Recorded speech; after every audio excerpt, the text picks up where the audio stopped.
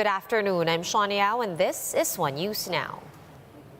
All establishments and activities in areas under Alert Level 1 are now allowed to operate at full capacity or 100% capacity. Let's get some more details from Maricel Halili, who's reporting to us live from Mandaluyong City. Hi, Mase. Good afternoon. I guess it's easier to ask what restrictions are still in place. Are vaccine cards still required before entering establishments? Hi, Shawn. Let me clarify that resolution issued by the Interagency Task Force. Actually, there is nothing new with the guidelines which will be implemented under Alert Level 1. It's still the same. Full capacity in all establishments. We still have to wear a face mask. We still have to present that we are already fully vaccinated before entering any establishment. So it's an old resolution. The reason why Malacanang announced it earlier, the same resolution, is because it seems that they are still receiving queries about the guidelines on areas under Alert Level 1. So basically, it's just a reiteration of an old IATF resolution. So the guidelines on areas under Alert Level 1 is still the same. Before we go on to the next question, Mase, I just want to clarify the definition of being fully vaccinated. Does this still mean receiving your first and second doses, or is it now included in the definition of fully vaccinated, the booster shot? The definition of fully vaccinated, Shawn, is still the same. They still haven't changed it because they are still waiting for approval or the redefinition from the World Health Organization. So for now, we're still following the definition of the World Health Organization, which is 2 doses. Once an individual got 2 doses, the first and second dose of the anti-COVID vaccine, it means that we're still fully vaccinated. We're already fully vaccinated. All right, thanks for clearing that up. Now, with the easing of restrictions, has the palace responded to proposals to lift the state of public health emergency? Actually, this is something that the Presidential Advisor on Entrepreneurship, Secretary Joey Concepcion, wants the IATF or has requested the IATF to discuss. But for now, the members of the Interagency Task Force against COVID-19 still has to discuss whether or not to remove the public state of emergency declared nationwide, because they still have to consider a lot of things. First, if they lift the state of emergency, the emergency use authorization in all vaccines will no longer be applied. So all manufacturers of COVID vaccines have to reapply another certification to allow ordinary citizens to buy their own vaccine. So it will be a long process, and they have to consider these issues before lifting the state of emergency with regards to the pandemic. All right, thanks for clearing that up. Let's move on now to economic matters. We have inflation clocking in at 5.4% in the month of May. This is somewhere around in the middle, or just about in the middle, of Bangko Sentral Governor Ben Diokno's estimates. What did the palace have to say?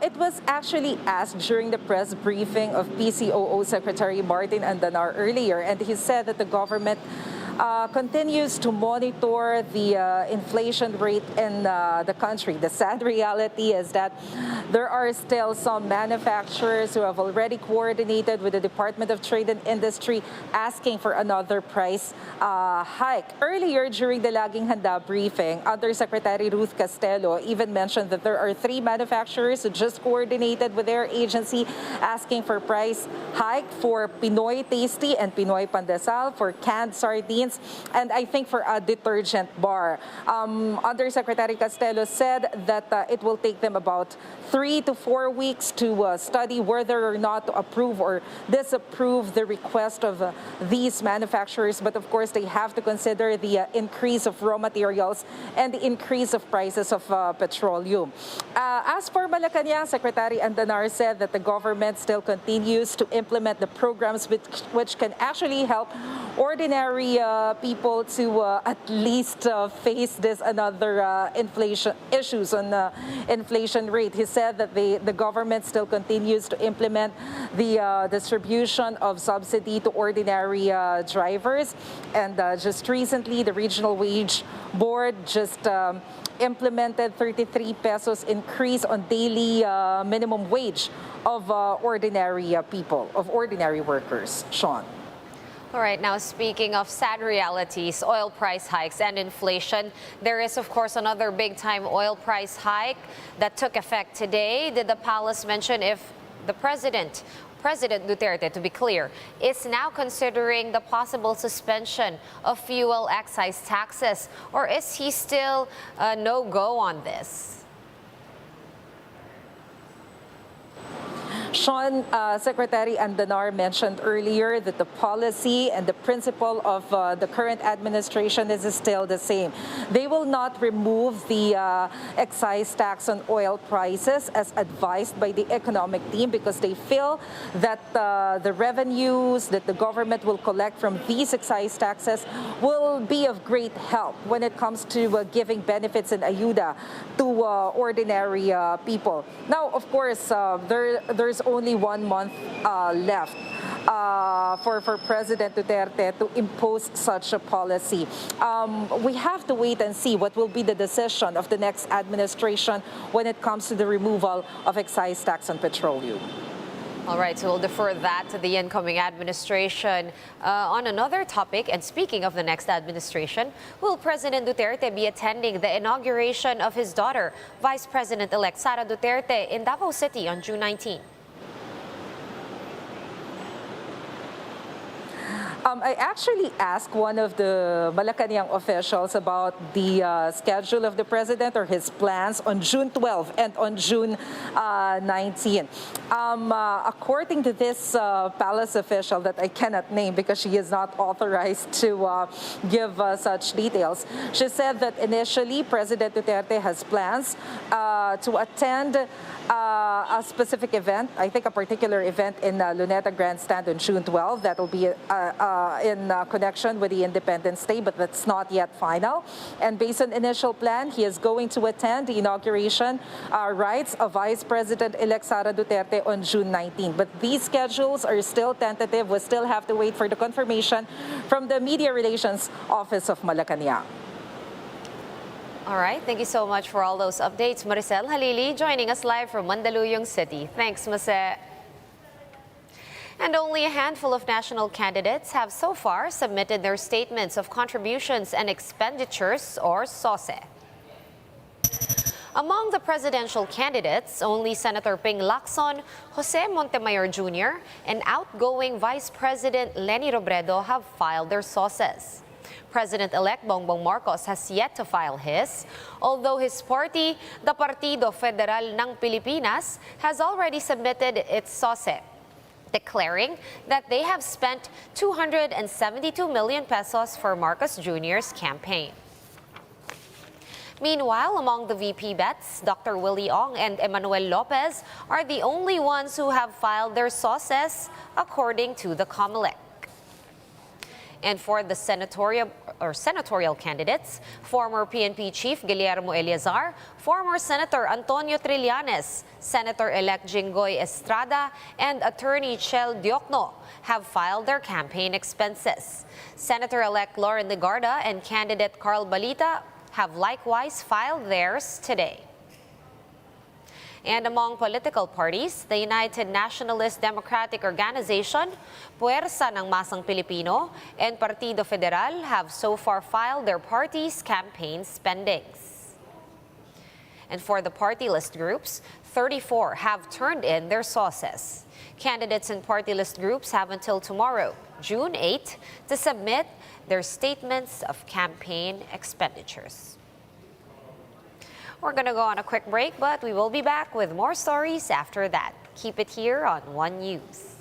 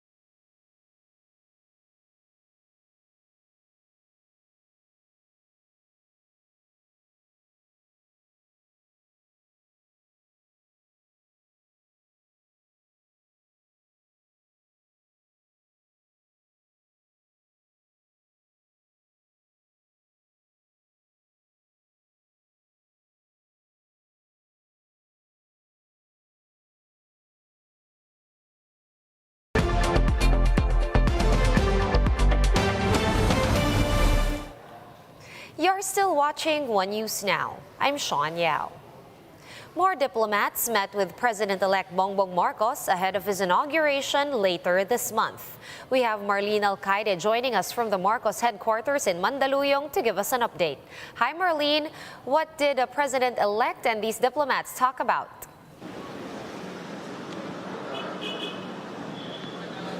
Yes, Sean, the diplomats discussed different topics with President-elect Bongbong Marcos, including the impact of the ongoing Russia-Ukraine war on food security. This is the fourth batch of envoys that paid Marcos Jr. a courtesy visit here at his headquarters here in Mandaluyong. First to arrive was Spanish ambassador to the country, George Moragas, followed by Germany's ambassador, Anke Reifenschel. In a press briefing, Reifenschel says they tackled climate change, food security, renewable energy, and bilateral trading during their talks. The impact of the Russia-Ukraine war to food security and trade relations with Germany, which is the largest trading business partner of the Philippines among European Union member states. The German ambassador also assured Marcos of their continued commitment to safeguard human and maritime rights. Yesterday, Marcos met with his economic team to outline his priorities and issue marching orders. His economic team is headed by Finance Secretary-designate Ben Jokno, Budget Secretary-designate Amina Pangandaman, NEDA Secretary-designate R.C. Balisacan, Manny Bonoan of Public Works, Fred Pascual of DTI, and incoming Labor Secretary Benny Laguesma. Sean, aside from the two envoys, Mohamed Rida El Fassi, ambassador of Morocco to the Philippines, also met with Marcos today. Sean, we just learned a while ago that there will be no press briefing with incoming Press Secretary Attorney Trixie Angeles today.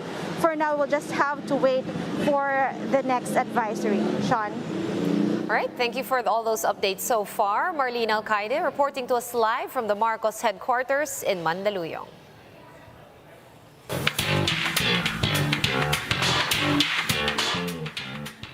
Netflix has announced that the hit Korean zombie series All of Us Are Dead will be returning for a second season. The streaming giant shared the teaser for the second season with no clue yet on what's next for the Hyosan High School survivors. All of Us Are Dead is the second most successful Korean-produced show next to Squid Game. The target release date for All of Us Are Dead Season 2 has also yet to be announced. For more updates, visit News 5, the Philippine Star, and Business World online. Visit our website, onenews.ph, for more in-depth analysis. You can also catch One News on the Signal Play app. Register for a free account at www.signalplay.com and stream One News live anytime, anywhere. Masks on, wash hands, and stay safe, Philippines. I am Sean Yao. We are One News.